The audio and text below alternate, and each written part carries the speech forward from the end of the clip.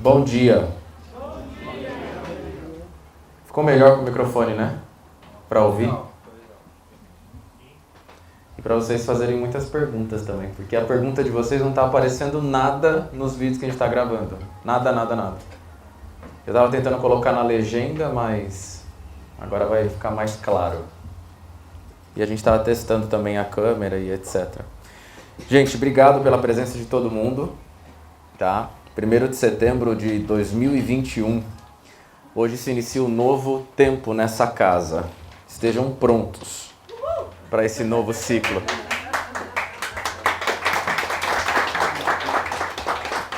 Nós viramos a página de 7 anos ontem, na verdade de segunda para terça, e vamos decolar. E com base no conhecimento, no treinamento, eu tenho certeza que é isso que vai diferenciar a gente no mercado. É o que a gente sabe, né? É o conhecimento, capital intelectual e por aí vai. Então vamos lá. Coloquei um tópico aqui para a gente começar hoje. Vou me acostumar com esse microfone ainda. Eu escrevi assim: definitivamente não é necessário evidenciar as suas qualidades e os seus resultados ao cliente que está diante de você. Resultados e conhecimentos, deixe que os seus clientes satisfeitos façam isso por você. Quem fala e se evidencia demais sempre está escondendo algo. Tá? Então, se você estiver diante de uma pessoa que fica, eu fiz, eu sou, eu aconteço, eu faço, se você observar um pouco mais, pode ser que tenha alguma coisa escondida. Tá? Então, vamos lá. Porque é muito melhor quando a gente tem um cliente que chega para o outro cliente e fala assim, nossa, pode ligar para o corretor Fábio porque ele resolveu o meu problema, vai resolver o seu também. Vendeu em 3 semanas, vendeu em 1 mês, é atencioso, a empresa dá um bom suporte. É diferente quando um cliente fala e vende o seu produto para o outro do que você mesmo vendendo. Tem horas que a gente tem que vender mesmo, não tem jeito, mas a indicação é a melhor ferramenta que existe. Então não precisamos nos vangloriar e nos evidenciar o tempo todo, porque a gente não sabe o que vai gerar no outro, no cliente de fato em relação a isso. Eu vou falar com vocês aqui também a importância da segunda porta que se abre no 50. Existem pessoas na nossa rotina que estão resistindo ao 50, que ainda resistem à parceria, seja interna, seja externa, não importa. Porque quando você faz um 50, você conhece um cliente novo, através de um parceiro de dentro ou de fora, e é o momento de você se destacar e ganhar mercado nesse ponto também. Eu trouxe um trecho de um livro que eu já li uma vez, estou começando a ler ele de novo, porque uma vez é pouco, às vezes, para você pegar tudo, né? Está escrito assim, a respeito da oportunidade. A gente não sabe quando que a porta abre, a gente vai se preparando, e no momento, há quem diga que é sorte, no momento a porta abre e você está preparado. Sorte, significado de sorte, é o encontro da oportunidade com o preparo. Existem diversas histórias que a gente pode mencionar em que a oportunidade se apresentou a quem estava preparado e ele teve sorte. Está escrito assim no livro: quando a oportunidade surgiu, veio de uma direção e forma diferente de que se espera. Esses é um dos truques da oportunidade. Ela tem o hábito tímido de entrar pelas portas dos fundos e frequentemente surge disfarçada de infortúnio ou derrota temporária.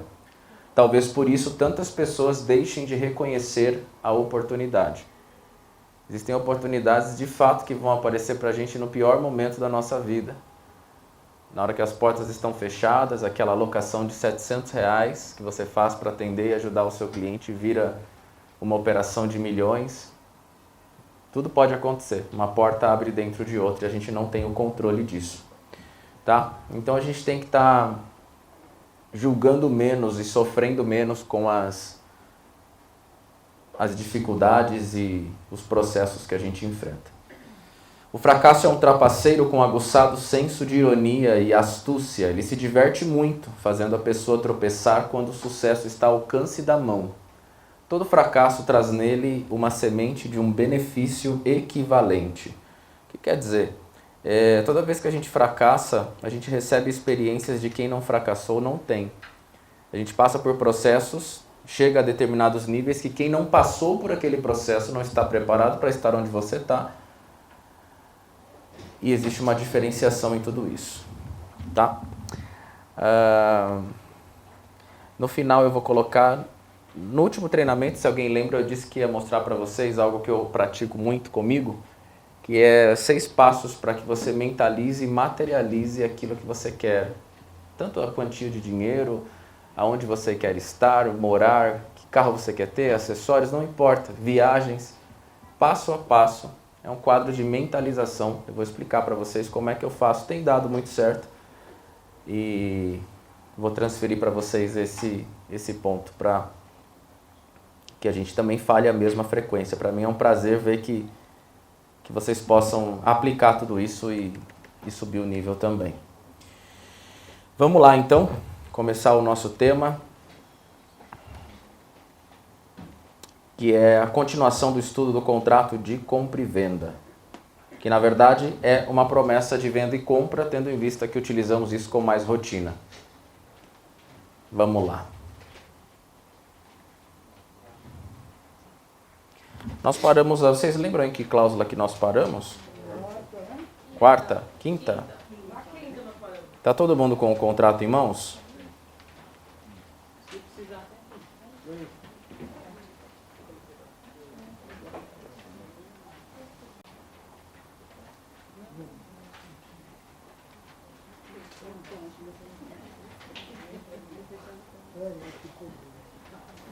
Então vamos lá, paramos na cláusula quinta.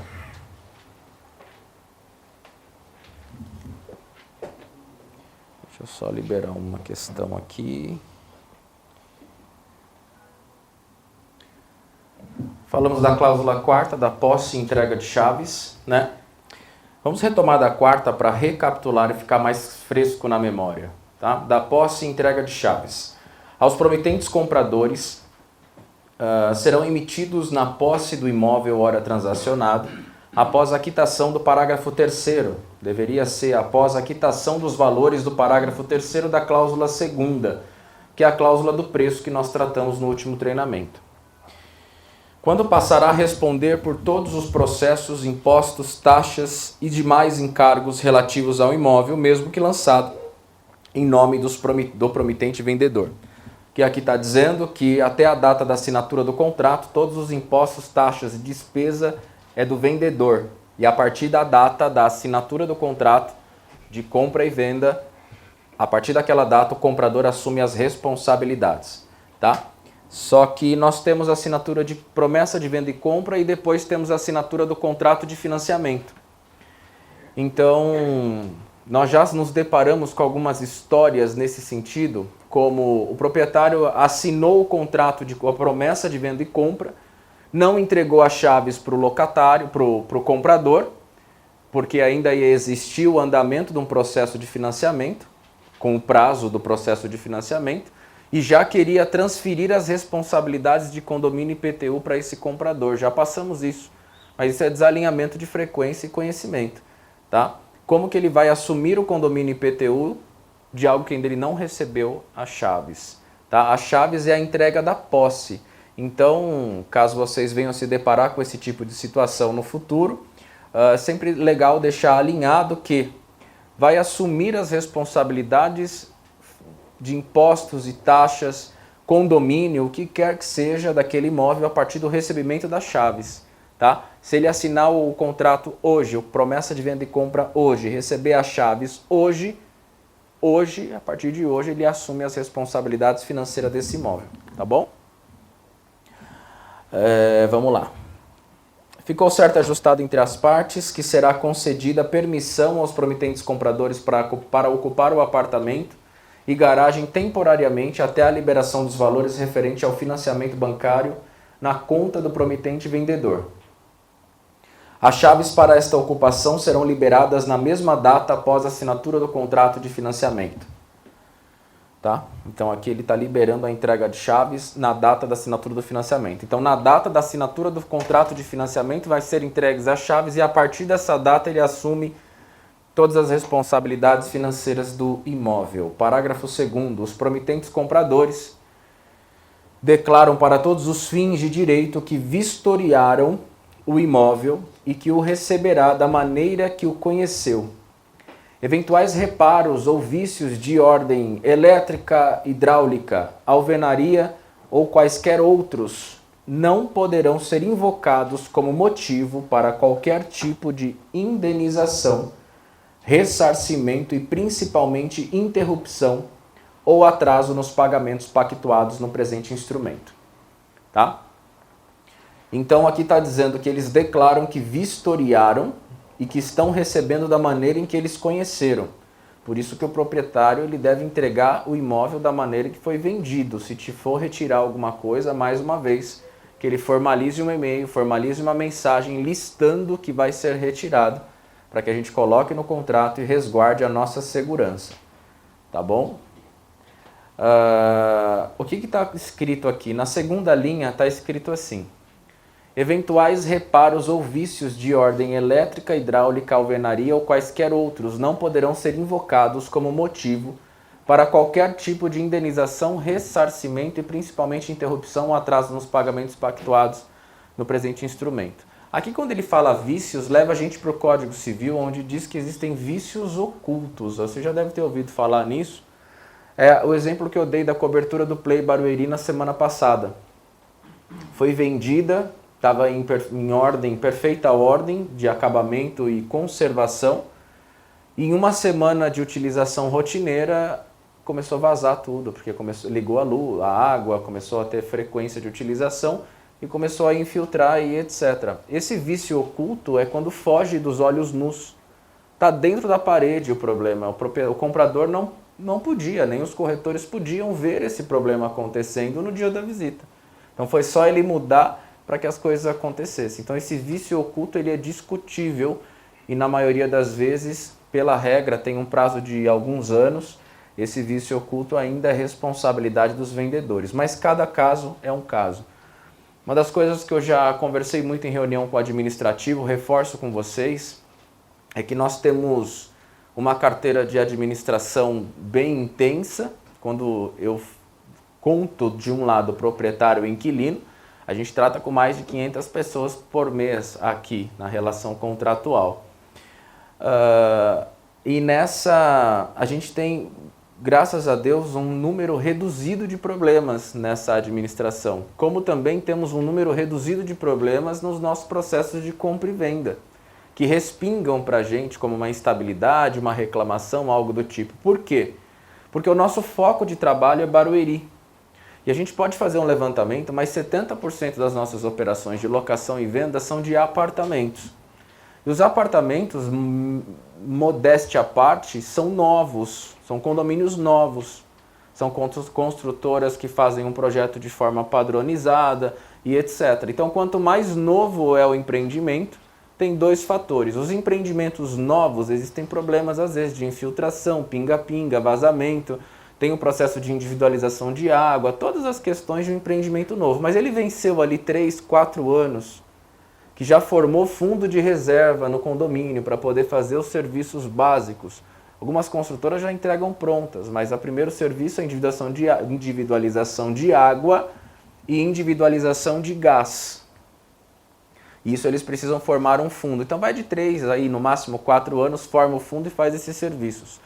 Então um bom condomínio que já eliminou os problemas, as instabilidades, é de 3 a 4 anos de vida. Então nós temos poucas, em comparação a outras imobiliárias que trabalham casas de bairro, casas menores ou maiores, não importa.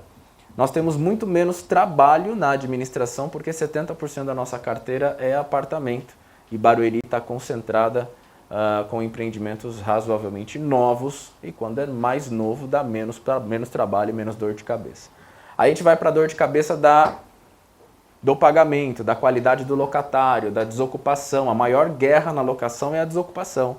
É a conservação, é a vistoria de saída, é a comparação de vistorias. Aí você entra no perfil do cliente, não estava assim, não. Então a gente vai travando administrativamente com o melhor laudo de vistoria de entrada e saída para que a gente não tenha esse tipo de instabilidade, tá?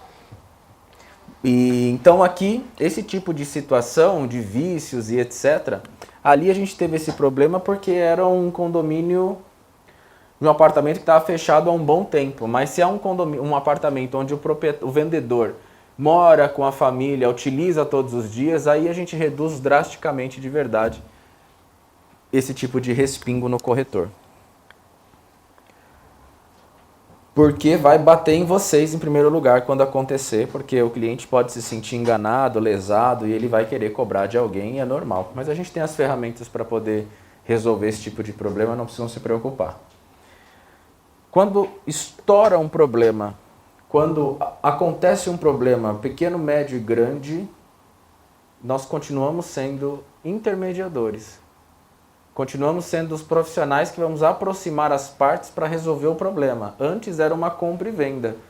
O problema do vendedor era vender, do comprador era comprar. Nós aproximamos os dois e materializamos o negócio. Nessa materialização nasceu o negócio, resolvemos os problemas. Se lá na frente tiver alguma instabilidade, não saímos da esfera de intermediadores. Continuamos na função de intermediação. Não temos a alçada de aprovar um desconto, de aprovar um orçamento. Não temos esse tipo de alçada. A gente aproxima as partes, tenta resolver da melhor forma possível, faz a condução da melhor forma possível para que seja e fique leve a operação. Tá bom?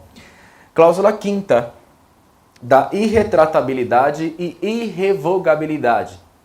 Ressalvadas as hipóteses expressamente mencionadas, o presente instrumento é celebrado em caráter irrevogável e irretratável, obrigando as partes, seus herdeiros e sucessores, não podendo qualquer dos contratantes, desculpa, não é outorgantes, é contratantes, alegar o direito de arrependimento. O que está dizendo aqui? Primeira frase. O presente instrumento é celebrado em caráter irrevogável e retratável. Linha 2. Obrigando as partes, seus herdeiros e sucessores. Irrevogável e retratável. Quer dizer, não pode se arrepender depois da assinatura. Tá? Já foi feita visita, já foi feito captação, anúncio, visitou, viu, gostou, mandou o documento, rodou o contrato, assinou o contrato, pagou. Não tem o que desistir. Ele não está brincando de comprar, o proprietário não está brincando de vender, a gente também não está brincando de intermediar. Tá? Então existe uma cláusula para gerar proteção para o vendedor e proteção para o comprador, mas na nossa estratégia de contrato, ela acaba refletindo em nós, tá? Na intermediação, por um desenho na cláusula 3ª que a gente já passou, eu vou explicar aqui. Só que na segunda linha está dizendo que esse instrumento ele obriga herdeiros e sucessores. O que quer dizer? Imagina que o senhor João vendeu a casa hoje com a corretora Dalva, vendeu hoje, assinou contrato, recebeu o sinal. Amanhã ele sofre um acidente de carro e morre. Falou, uau, como é que vai ficar o contrato? Pela regra do contrato,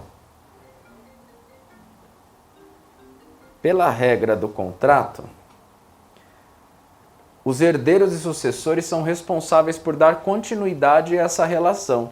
Mas cada caso é um caso, porque dependendo de como isso apertar, vai precisar usar o bom senso, a leveza e por aí vai, tá? Ah, faleceu, infelizmente, é um tema complexo, já aconteceu com a gente no passado. O vendedor ele pode virar e falar, não, vamos executar a compra e venda, está assinado, então quem são os herdeiros? Vocês, 2 filhos e a mãe, vocês vão dar seguimento na operação. Vou falar, puxa, pelo amor de Deus, agora meu pai faleceu, não posso fazer, precisamos ficar morando aqui, agora não vou conseguir vender. Tudo vai ser uma questão de bom senso, tudo pode acontecer a qualquer momento, mas a gente tem que estar preparado. Pela regra do contrato, se os herdeiros sucessores desistirem da operação, eles têm que devolver em dobro, caso o comprador exija, né? Que ele tenha essa proteção pelo contrato. Ele tem que devolver em dobro à família os valores que foram recebidos. Então isso é mais ou menos para amarrar mesmo, tá? Então, na locação também tem em relação ao locador. Se o locador falecer, o proprietário falecer, herdeiros sucessores são obrigados a darem continuidade à relação contratual. Parágrafo 1º da cláusula 5ª. Caso a rescisão se dê por infração, desistência ou quaisquer outros motivos não presentes nesse instrumento, por parte dos promitentes compradores, tá? Se a rescisão é sinônimo de quebra, tá? De corte. Cisão vem de corte. Se dê por infração, desistência ou quaisquer outros motivos não previstos neste instrumento por parte dos promitentes compradores, estes perderão o valor dado como princípio de pagamento em favor do promitente vendedor, a título de ressarcimento à parte prejudicada. Porém, se a rescisão se der por infração, desistência ou quaisquer outros motivos não previstos neste instrumento, por parte do promitente vendedor, este devolverá o valor recebido como princípio de pagamento em dobro, como determina a legislação vigente. Tá? Então aqui está dizendo que comprador desistiu, perde o que deu. Vendedor desistiu, devolve o que recebeu em dobro. Por isso que um contrato sem sinal em dinheiro é frágil e não amarra as partes, porque o comprador não se dispôs a nada.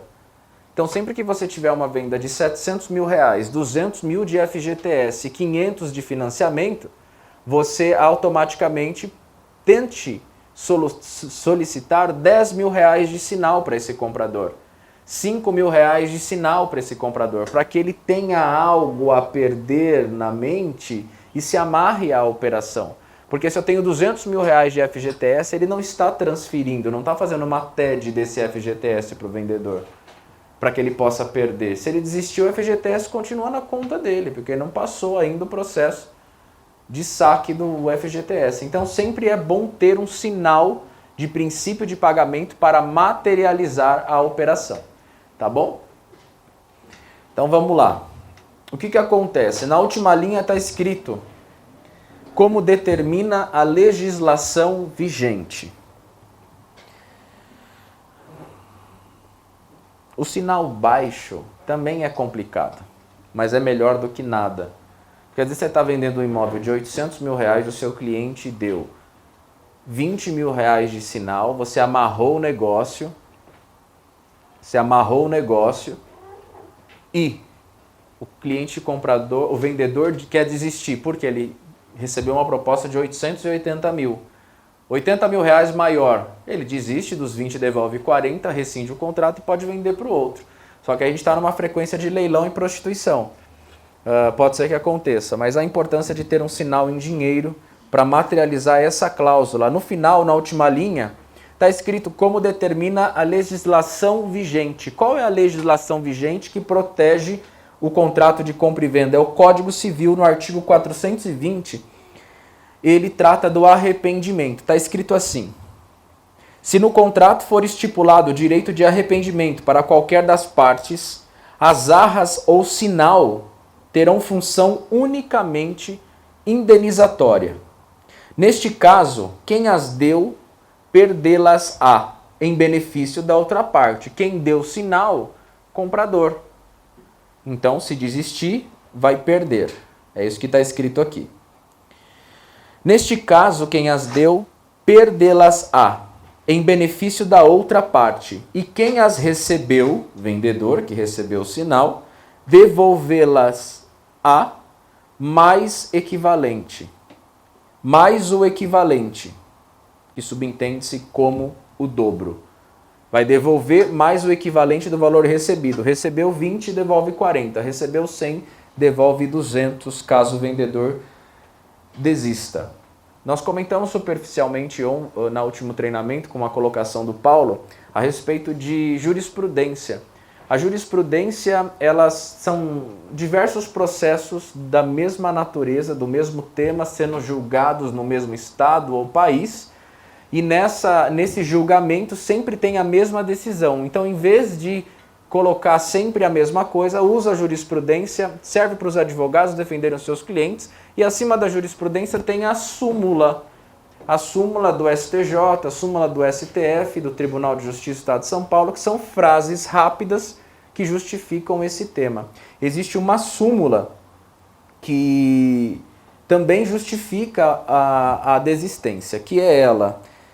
É a súmula 412 do STF. No compromisso de compra e venda com cláusula de arrependimento, a devolução do sinal por quem o deu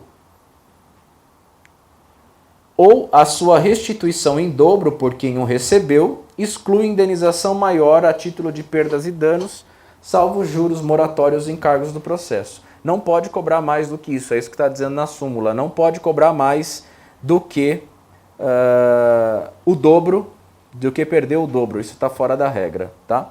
Então, desistiu, perde o que pagou. Parágrafo 2º.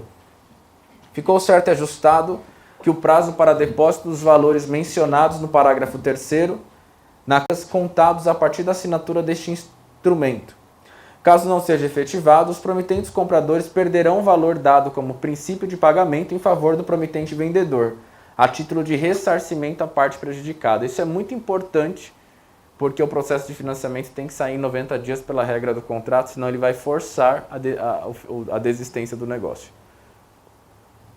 Mas no parágrafo 3º da cláusula segunda, ele dá para esse valor mesmo com prazo de 60 dias, porque a gente está discutindo. Então precisaria ver com a Thaís que rodou o contrato o porquê dessa instabilidade. Esse é o contrato, Alex, você lembra? Foi 60 ou 90? 90? Pode ser. Deixa eu só voltar aqui para ver lá a terceira. No caso, nesse parágrafo 3º não diz o que acontece se não receber em 60 dias. Então, isso. É parágrafo 2º, né? Ele anula esse parágrafo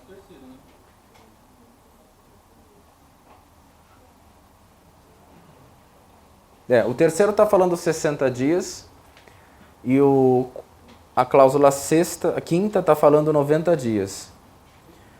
Nós temos aí essa divergência de prazos. Esse prazo, na minha opinião, é importante que não conste, como a gente tratou no último treinamento.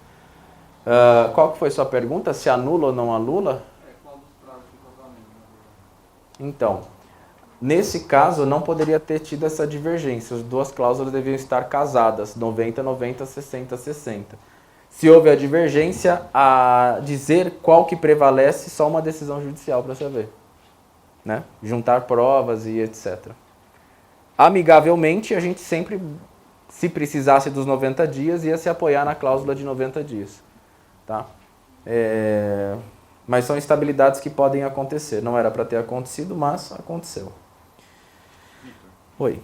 parágrafo primeiro, só voltando antes que eu esqueça, se colocar um cenário aqui que tentou-se todas as negociações e não teve valor para materializar o ato e com fundo de garantia o resto de financiamento, caberia aqui fixar um valor que afetaria o comprador e o vendedor para deixar como multa? Porque os dois podem desistir, não teve valor no início, pode colocar. Desde que eles solicitem.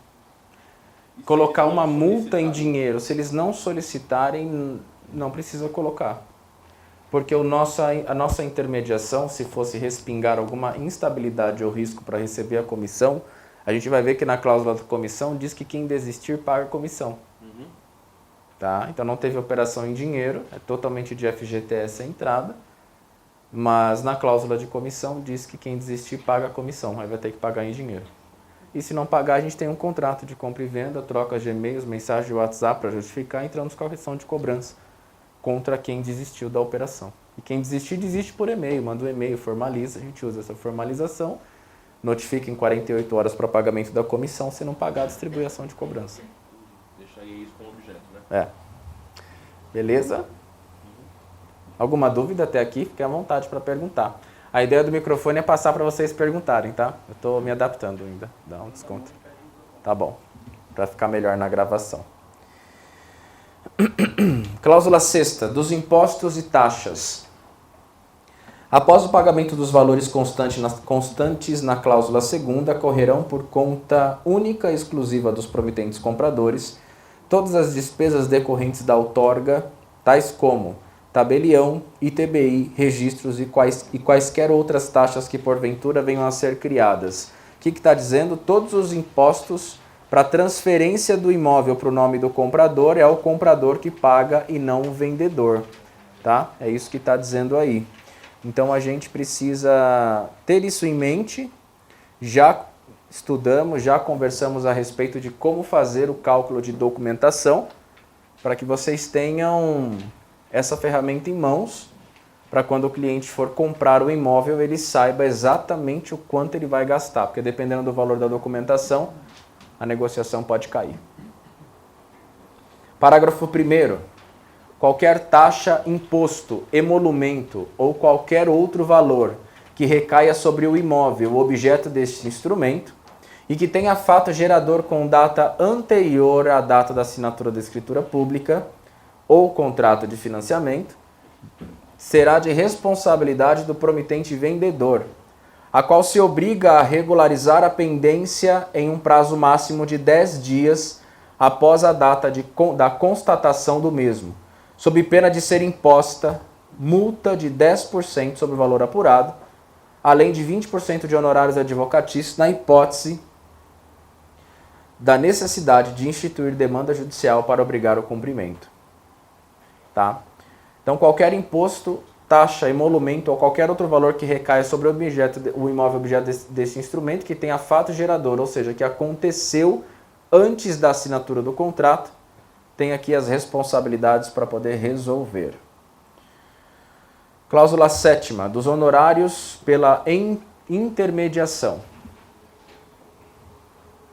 O promitente vendedor declara que não assinou o contrato de exclusividade de venda com outra imobiliária e declara que a presente venda e compra se faz com a intermediação da empresa Almeida Tito Inteligência Imobiliária, pessoa jurídica de direito privado inscrita no CNPJ, Cresce Jurídico, devidamente representada por mim, através do seu consultor de negócios, Alexandro Pereira Novo, brasileiro divorciado, portador da certidão de identidade RG, CPF, Cresce, estabelecidos com sede na cidade de Bauru, Estado de São Paulo, Avenida Trindade 254, Betaville. Dados bancários em nome da empresa, CNPJ, para aproximação e negociação da presente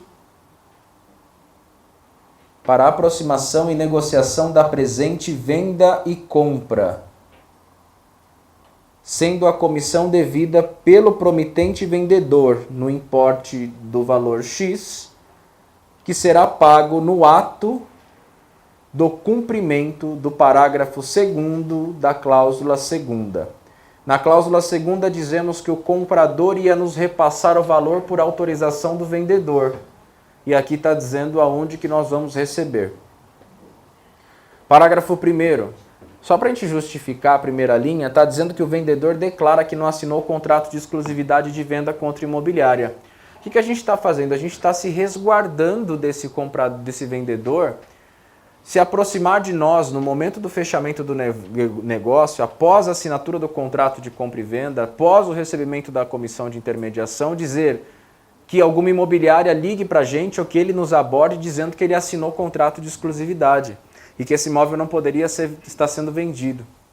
Né? Uma vez tivemos uma instabilidade aqui no Selenita, que é um condomínio aqui do lado do escritório, onde o proprietário havia sim assinado um contrato de exclusividade. O cliente visitou, gostou, só que faltava 3 dias para encerrar o contrato.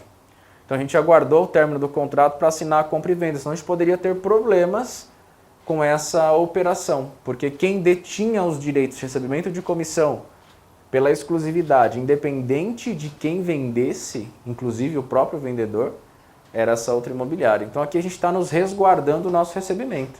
Porque se tem exclusividade, ele tem que avisar e a gente tem que travar o negócio. Se não tem exclusividade, não tem exclusividade. Que não pode ter surpresa e chegar do nada e dizer que tem que dividir a comissão com a imobiliária X porque eu tenho exclusividade com ela. Que se isso existe, ele fala antes do fechamento do negócio. Depois, se levantar depois da assinatura do contrato de compra e venda, nós estamos resguardados por essa cláusula. Ele que busque os direitos para poder tentar receber algo, que pela regra do contrato não vai conseguir. É de conhecimento e aceitação do promitente vendedor e promitentes compradores que qualquer serviço de obtenção de documentos, despachantes, cartórios, registros de escrituras ou quaisquer outras despesas e documentações imobiliárias necessárias à venda, compra ou financiamento de imóveis não faz parte da intermediação prestada pela empresa acima justificada, sendo esses serviços contratados exclusivamente a critério do promitente vendedor e promitentes compradores. A gente deixa isso escrito. Lógico que o que é mínimo e o que depende, o que está na nossa alçada para gerar velocidade ao processo, a gente vai fazer. Só que às vezes existem clientes, proprietários ou compradores que se apoiam na nossa boa vontade. E o que é se apoiar na nossa boa vontade? Você não quer ir lá em Praia Grande, pegar um documento para fazer isso, isso e aquilo? Eu falo, cara, não vou. Você não tem que sair daqui para ir em Praia Grande e pegar um documento. Você é intermediador, aproximar as partes e fechar o negócio, certo? Então a gente está dizendo aqui que qualquer despesa, qualquer questão que deve ser resolvida é responsabilidade deles. Para que eles não venham depois falar, pô, mas você é corretor, você deveria ir. Depois tudo vai cair para a gente. Então a gente tem que se resguardar para que a gente tenha uma negociação leve.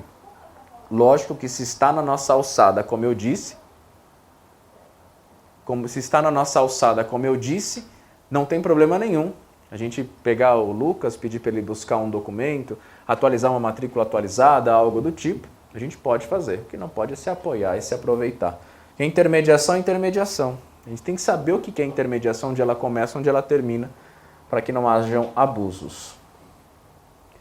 Parágrafo 2º. Ajustam as partes que, se porventura resolverem rescindir o presente negócio, após a assinatura do presente instrumento, a comissão será devida na integralidade pela parte que der causa à rescisão. Tá? Então, se alguém desistir, aí vão discutir sinal, se devolve em dobro, sim ou não, a gente não entra nessa esfera, porque essa é uma discussão entre comprador e vendedor. Nós aproximamos as partes, aprovamos o crédito e financiamento, assinamos o contrato, recebeu o sinal, até aí a gente trabalhou, é nossa responsabilidade. Se eles resolveram rescindir após a assinatura, eles que vão ter que buscar o direito deles para discutir essas devoluções. Só que quem desistir, perde o que deu. Por que a gente faz? O que é a nossa estratégia? 200 mil de sinal, 30 de comissão. A gente já faz uma proposta para o proprietário de 170 mil retendo 30. Lógico que depois essa história vai estar contada no contrato. Não vai ser um mistério, não vai ter nada escondido, surpresa. Quando eu destrincho o sinal, a comissão, e no final da cláusula do sinal eu coloco o total do sinal, porque se ele deu 200 mil e desistir, ele perde os 200 mil. Só que nessa que ele perdeu os 200 mil, 170 está com o proprietário e 30 já está com a intermediação. E se o comprador vai desistir, ele vai perder mesmo, então a intermediação está resguardada, não precisa discutir isso. Então a gente já fica mais tranquilo por uma estratégia de contrato. Tá? Então é assim que a gente trabalha. Se quiser desistir, do sinal já foi tirada a comissão, tá tudo bem. Se não foi tirada a comissão do sinal, vai ter que discutir. Tá? Pode falar aqui, por favor? Só para sair no áudio, no vídeo. É importante justificar com o vendedor essa questão do sinal, porque, ou deixar para ele já receber o contrato, ver que o nosso já está resguardado. Porque às vezes eles podem achar que a gente omite. Ah, mas ele não ia dar tanto de sinal, e aí eu já, pensando na minha comissão, eu já tirei o sinal, e aí não falo para eles, falo a pergunta para ele ver. É isso. Pela regra, o recebimento do comissionamento é quando a negociação está definitivamente fechada. E ela só vai estar definitivamente fechada no ato da assinatura do contrato de financiamento e liberação do pagamento, 60 dias, 70 dias. E dentro da nossa estratégia, nós eliminamos todas as possibilidades de ter alguma interferência no processo de financiamento para que não dê certo. Desde a emissão de todas as certidões, aprovação de crédito do cliente, verificação da documentação do imóvel, verificar se não tem nenhuma irregularidade que o banco venha a reprovar. A questão depende de cada caso. Nós estamos utilizando essa estratégia nesse momento e não temos instabilidades. Tá? Não existe omissão se está escrito no contrato. A questão é que pode existir uma estratégia de retenção de comissionamento num primeiro momento ali do sinal. Porque se eu falo 200 mil reais para ele e 30 é comissão, ele fala, não, preciso de 200 na minha mão, o cliente não tem mais 30, eu vou ter que esperar o financiamento. Se eu falo 170, ele topa, eu posso buscar os 30. Eu posso já ter os 30. Tudo depende, tá? Mas a nossa estratégia é criada com segurança, não temos aí uma irresponsabilidade de receber comissão e de receber sinal sem ter eliminado todas as instabilidades rapidamente. Tá? A nossa diferença é que a gente tenta eliminar essas instabilidades de forma rápida, emissão de certidões, atualização de matrícula, CND de condomínio e por aí vai, para que tenha velocidade. Porque o que faz sentido para a gente, como corretor de imóveis, é de fato trabalhar e receber pelo nosso trabalho. E quanto mais rápido a gente receber, mais motivação, mais combustível e vamos para o próximo negócio. Eu falo alto. Pode falar. O conselho, né, ele nos resguarda que todo tipo de entrada, se tiver uma entrada de 31 mil, a nossa comissão for 30 mil, nós temos esse resguardo preciso que nós temos que tirar a nossa comissão. O corretor já tem o direito de comissão. Então a pessoa, o comprador, o vendedor falar que eu preciso, talvez sempre tem que ser apresentado os direitos também. Tudo isso sempre vai conflitar com o costume, né? Nós temos 7 anos de costume, de operações e estratégias que a gente tentou e não deu certo, do que a gente testou, validou e deu certo. E aquilo que deu certo a gente vai fazendo ajustes finos para melhorar, sempre em prol de estarmos motivados, tá? De fazer sentido para o nosso trabalho. E geralmente, qual é a nossa estratégia aqui? Quando nós temos um sinal enxuto ou justo, a gente divide. Tá? Imagina que a nossa comissão é 25 mil reais e o cliente vai dar 25 mil de sinal. A gente faz 12,5 para o proprietário, 12,5 para a intermediação e fica a outra metade para o final do processo. Pelo costume que a gente criou, para ser leve, né? Tem proprietários que falam, não, vou pagar 5, deixa a diferença para o restante, para o final. A gente sempre tenta eliminar as objeções do cliente com as ferramentas que a gente tem, mas tudo vai depender de pessoas, né? Mas é por isso que eu falo, que a gente sempre está falando disso. A geração de valor no nosso trabalho, trazer o cliente na nossa estrutura, apresentar o passo a passo, mostrar que estamos investindo, a velocidade do negócio, a atenção, o seu cuidado com ele, quando você... é tudo depósito. É insanidade querer sacar sem depositar. No banco você não consegue. Na vida é a mesma coisa. Parte administrativa, feedback negativo e positivo. Eu tenho que depositar, porque quando eu precisar sacar, eu tenho saldo.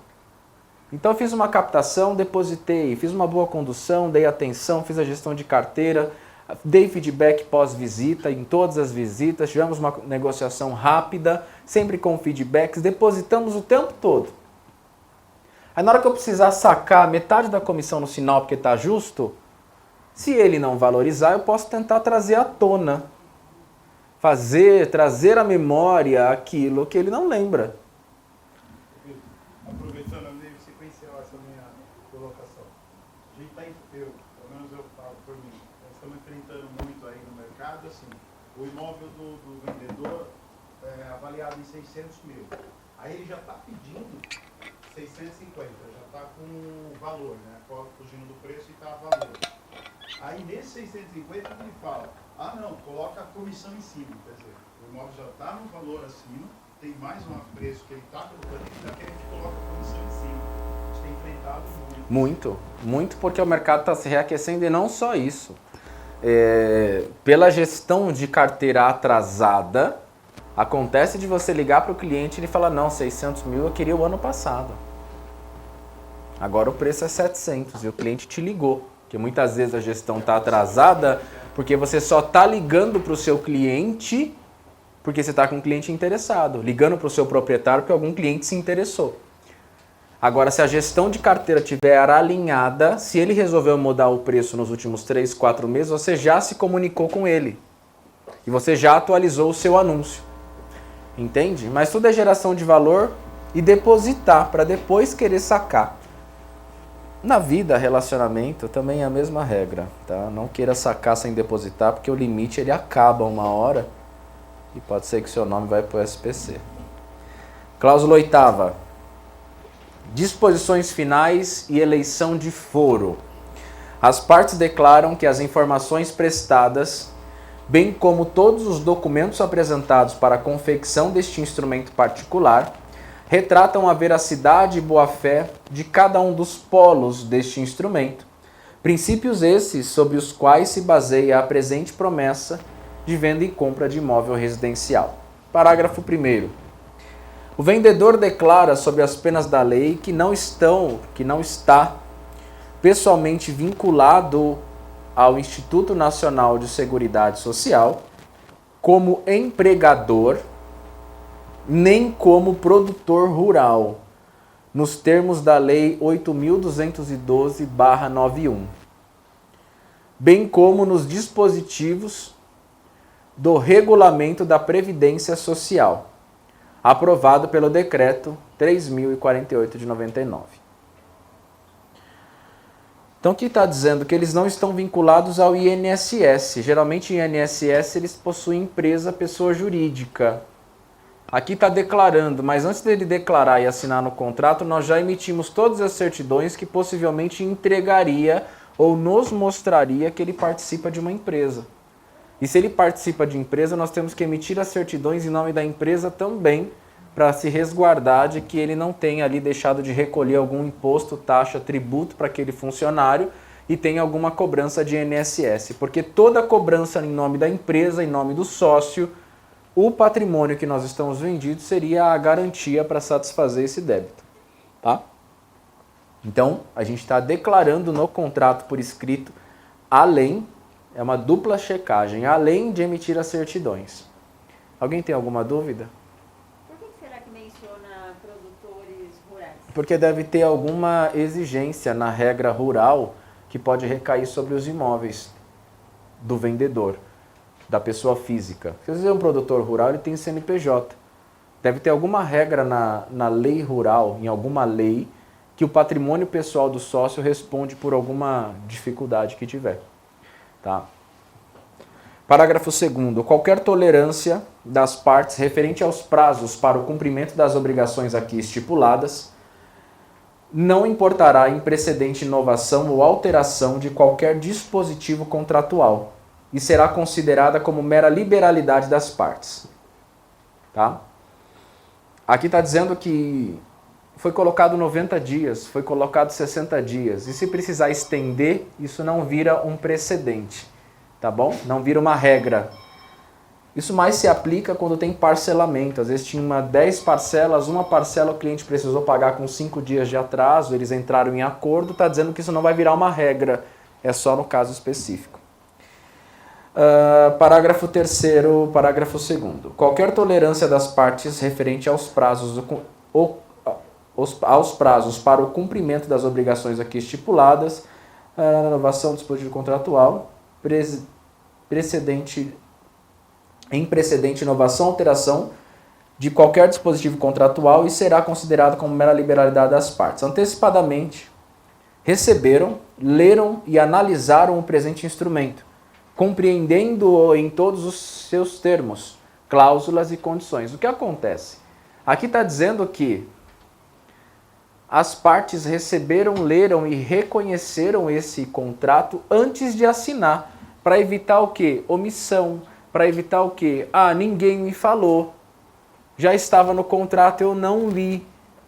Então essa cláusula, 8ª, parágrafo 2º, porque se um dia chegar no jurídico e falar assim, eu não li isso no contrato, a resposta do jurídico é, conforme cláusula 8ª, parágrafo 2º, na terceira linha, está dizendo que vocês receberam, leram. Por isso que a gente encaminha a minuta o mais breve possível, depois de pronta, para os clientes analisarem e conferir e dar o ok, para resguardar e travar essa cláusula para dizer depois que não sabia de nada. Tá bom? Parágrafo 3º. As partes, desde já, autorizam o senhor oficial do cartório de registro de imóveis, competente a proceder todos os atos, registros, averbações, anotações e cancelamentos que se tornarem necessários para o reconhecimento e legalização deste contrato. O cartório de Barueri não exige nenhum tipo de certificação, de autorização nesse sentido, tá? A gente coloca isso porque, como eu disse no último treinamento, cada cartório enxerga de uma forma diferente. A regra é uma só, a lei de registros públicos é uma só, só que eles enxergam isso de forma diferente, da mesma forma da interpretação do juiz. Nós temos uma lei só que tem determinados casos que o juiz julga de um jeito para um e julga de um jeito para o outro. Tudo depende da motivação dele, da energia, disposição, para que ele possa julgar igual para todo mundo. Entende? Parágrafo 4º. As partes elegem o foro da comarca de Barueri como competente para dirimir eventuais controvérsias decorrentes do presente instrumento, com renúncia de qualquer outro, por mais privilegiado que seja. O que é interessante a gente saber aqui é que o foro da comarca de Barueri é onde está sendo realizada a operação. O negócio jurídico está sendo realizado em Barueri. Então, se tiver alguma instabilidade, alguma discussão judicial, deve ocorrer no local da negociação ou no local do imóvel, tá? Esse processo poderia ocorrer em São Paulo, mas é mais prático, é mais faz mais sentido que ele corra em Barueri, porque o imóvel está aqui, nós estamos aqui, tudo aconteceu aqui. E por estarem assim contratados de comum acordo, firmam o presente instrumento de igual teor e forma, assinado através do certificado digital, funciona como identidade da pessoa física ou jurídica no meio virtual. Emitido por uma autoridade certificadora, ele assegura a validade jurídica de assinaturas digitais e outras transações eletrônicas, conforme a medida provisória 2200-2. Aqui, nós estamos sendo resguardados pela assinatura digital, porque ela tem uma certa resistência, porque ela mexe com o faturamento dos cartórios, né? Então, sempre que houver uma novidade, vai haver resistência, não só por questões financeiras, mas por questão de adaptação. O novo, ele assusta e as pessoas tentam resistir a ele sempre, mas trouxe muita velocidade para as nossas operações, porque no passado a gente ia com pilhas e pilhas de contrato, folhas impressas para o cartório, para assinar, reconhecer firma, tinha que ir 1 ou 2 vezes. Você hoje estaria no meio de uma operação de compra e venda, teria que parar para levar o contrato para assinar e reconhecer firma. Existem alguns contratos que ainda vão sair fisicamente porque os clientes vão recusar a assinatura digital, porque não vão se sentir seguro. Um advogado mais tradicional vai querer de fato que assine fisicamente.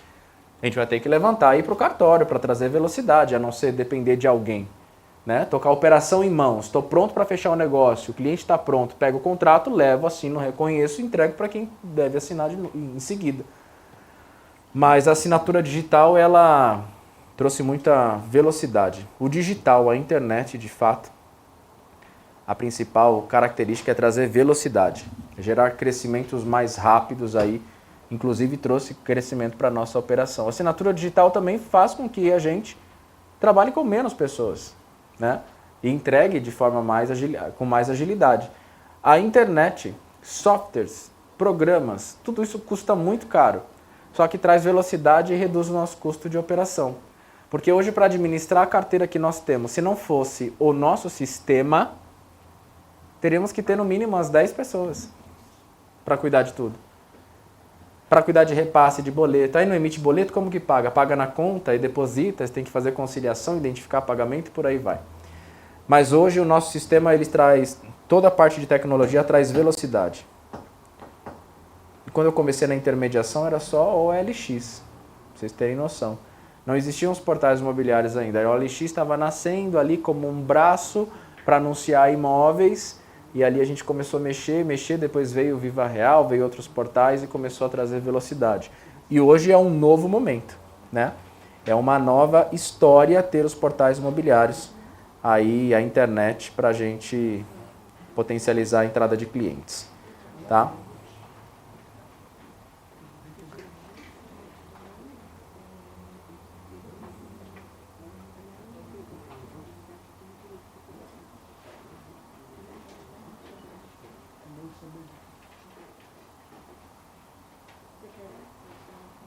Doutor, posso? Pode, por favor. Pode ser aqui na voz? Pode. Estamos falando aqui. Eu vou... Mas eu precisava ser mais alto, senão não sai no vídeo. Ah, você tá totalmente familiarizado com isso aí. Não conheço muito aqui. Deixa eu falar uma coisa, Tito. Você comentou aí sobre uma outra imobiliária que já está no negócio.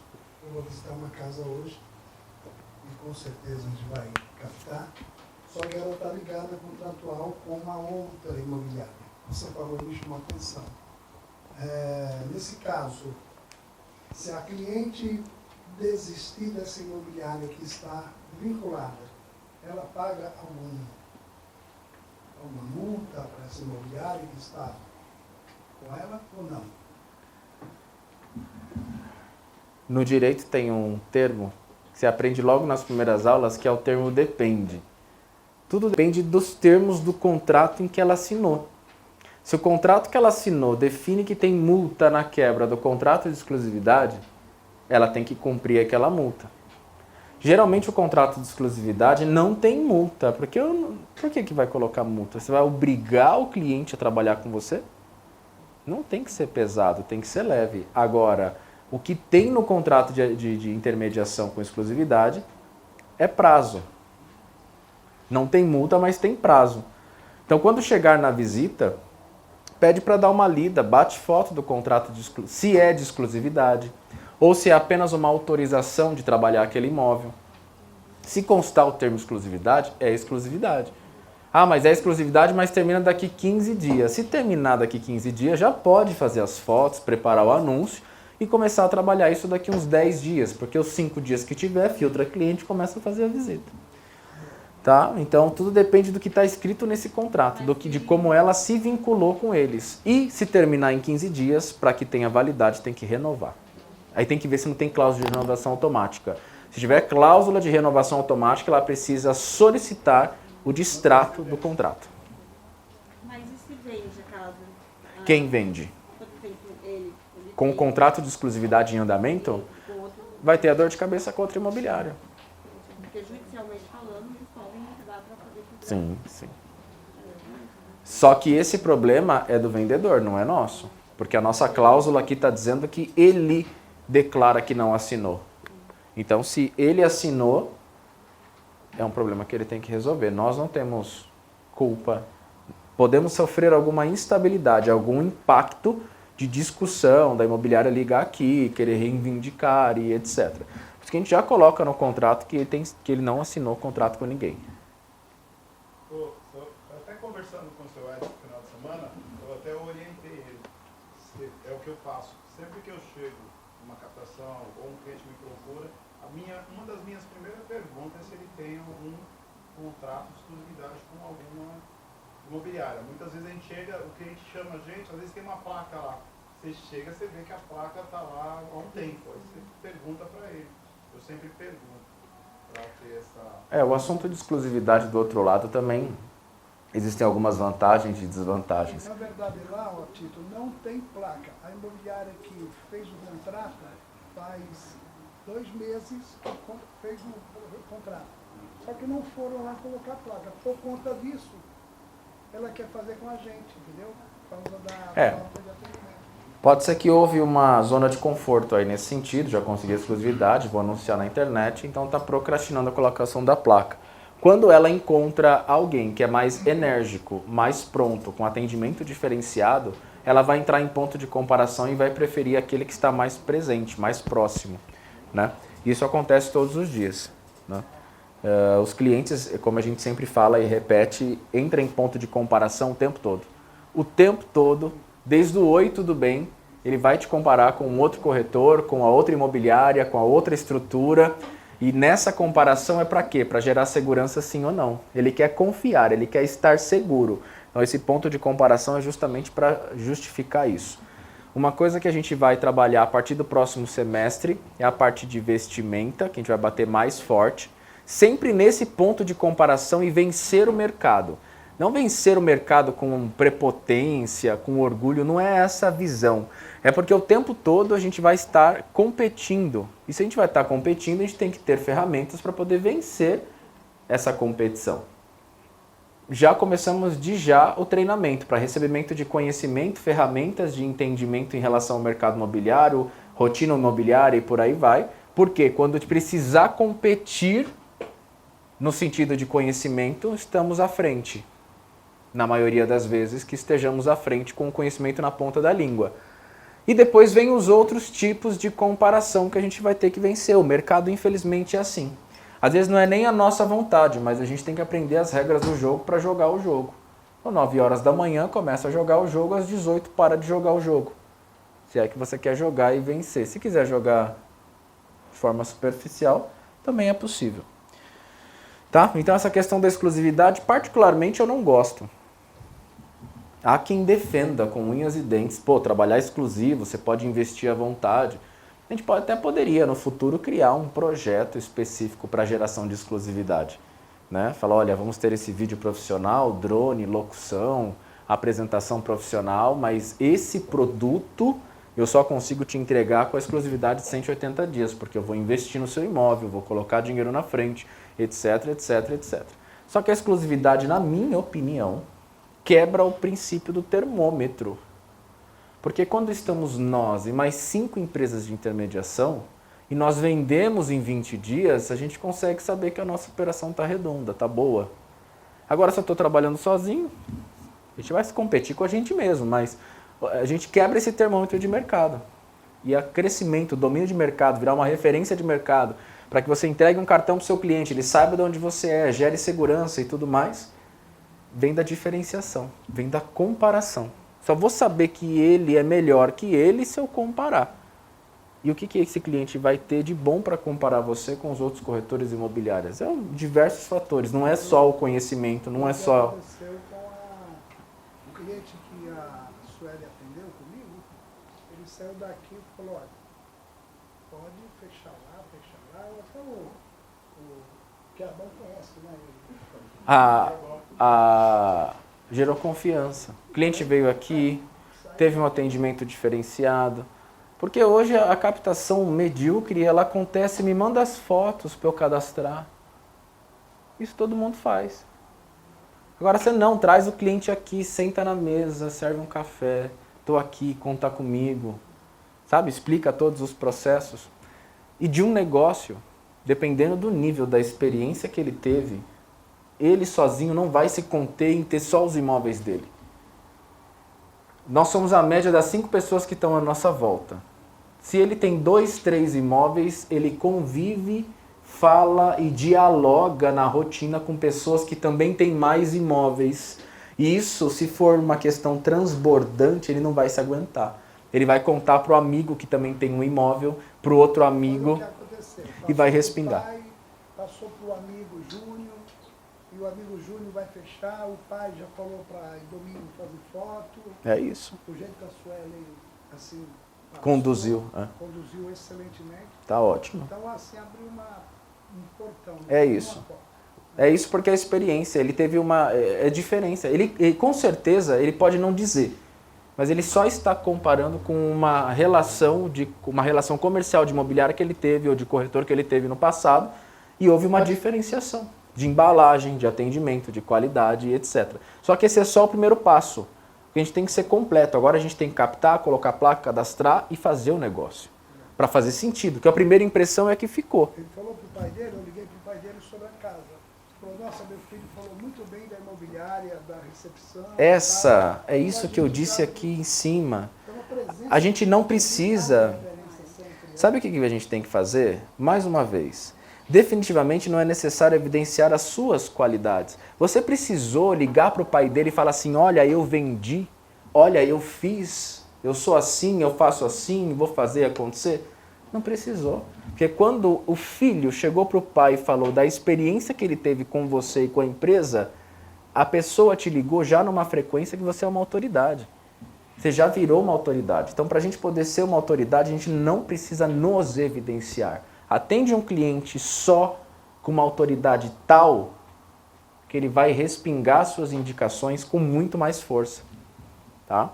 É o que eu falo, tá? Com um cliente que tem 10 imóveis de aluguel, ele está no círculo de pessoas na rotina dele que faz a mesma coisa. Né? Porque eles falam, ele vai conversar com quem? Os amigos dele vai mexer com imóvel de locação. Então, quando você faz um bom atendimento, faça um bom atendimento pensando que isso vai transbordar e respingar nos amigos, nos familiares, no pai, na mãe, por aí vai. Que é como aconteceu e como acontece todos os dias, o tempo todo. Tá? Alguém quer falar alguma coisa? Compartilhar alguma situação? Só tá dando o Aderval e Edson Silva aqui, hein? É isso aí. Sem dúvidas. Eu vou preparar melhor esse ponto do quadro de visualização, tá? Vou só dar uma pincelada rápida.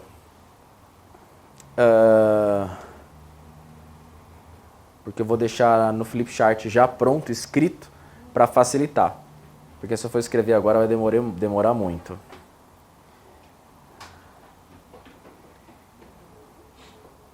É isso, vamos lá.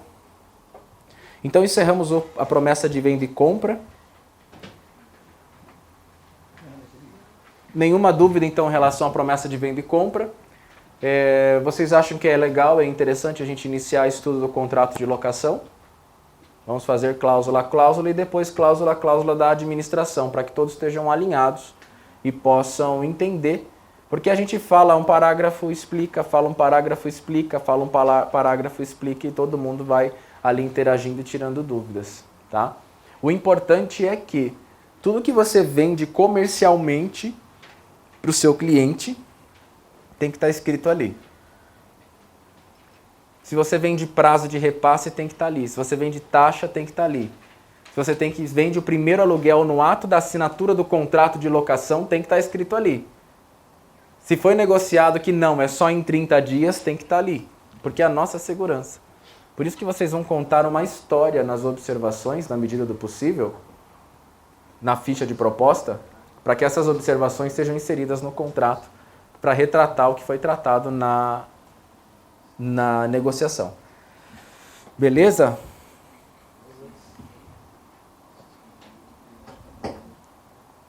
É isso. Finalizamos. Não vou abrir nenhum outro assunto para que a gente não se confunda muito. Então aqui a gente encerra a promessa de venda e compra. Tudo indica, tá? Eu vou definir de hoje a sexta o tema da próxima quarta.